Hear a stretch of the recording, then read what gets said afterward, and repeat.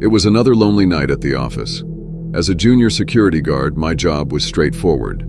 Make rounds, check locks, and watch over the building. The office complex was a maze of cubicles, conference rooms, and long, empty corridors. The lights buzzed faintly, and the only sounds were the hum of the air conditioning and the occasional creak of the building settling. I'd grown used to the solitude, finding comfort in the routine. During my usual rounds, I reached the basement. This floor housed storage rooms filled with old files and outdated equipment. It was always colder down here, and the air felt heavy. As I turned a corner, I noticed one of the doors slightly ajar. That door was always locked. Curiosity mixed with a sense of dread, and I slowly pushed it open. Inside, the room was dark, save for the glow of an old computer screen. The screen displayed a series of security footage clips. My heart raced as I realized the footage was from earlier that night. I watched as a shadowy figure moved through the building, avoiding the cameras, but always just out of sight. The last clip showed the figure entering the very room I was in, but there was no sign of them now.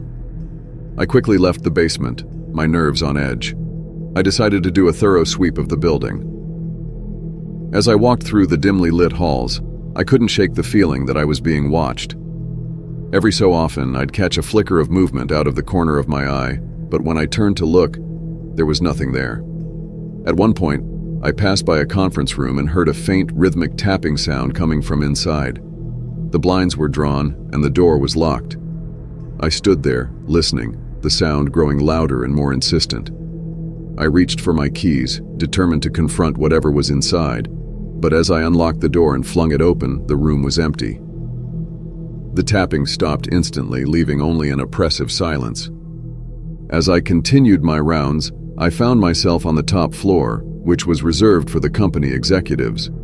The floor was lavishly furnished, a stark contrast to the rest of the building. I felt a cold draft and noticed one of the windows slightly open. As I moved to close it, I spotted a small piece of paper on the desk nearby. The note was hastily written, with shaky handwriting. "He sees everything. Don't look at the mirrors." A chill ran down my spine. I looked around, the opulence of the room now feeling sinister. Mirrors lined the walls, reflecting the dim lighting in a disorienting way. I felt a sudden urge to leave the room, to escape the oppressive feeling of being watched from every angle. My pulse quickened as I descended to the main lobby. The building felt more oppressive, the shadows darker and the silence heavier. I approached the lobby's main security desk, intending to review the footage on the central system. As I neared, I noticed the lobby's large glass windows reflecting the interior. In the reflection, I saw myself, but not just me. There was a figure standing behind me, indistinct and shadowy. I spun around, heart pounding, but the lobby was empty. My eyes darted back to the glass. The figure was still there, closer now, its form becoming clearer. It was a man, or what was left of him, with hollow eyes and a gaunt face, staring directly at me. Panicked, I rushed to the security desk and pulled up the footage. My hands shook as I scrolled back to the moment when I first entered the building that night. To my horror, I saw the figure following me, always just out of sight, slipping through doors right after I passed. It wasn't just my imagination. Something was in the building with me. I searched for clues, anything that could explain what was happening. As I rewound the footage, a strange pattern emerged. The figure seemed to appear only near mirrors or reflective surfaces, lingering there before vanishing. The realization hit me. The figure was somehow tied to reflections. Determined to confront whatever was haunting the building, I headed back to the basement where it all started. The air was even colder now, and the darkness seemed thicker.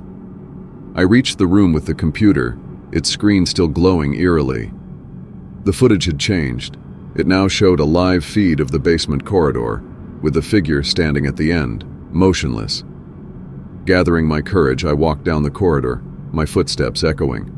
The figure became clearer with each step, its hollow eyes fixated on me.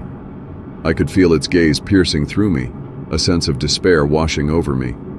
When I finally reached it, the figure raised a hand, pointing to a small mirror on the wall.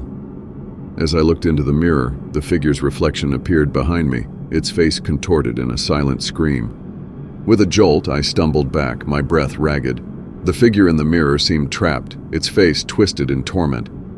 I realized then that the mirrors were not just reflecting the building, but were windows to something else, a place where this figure was imprisoned.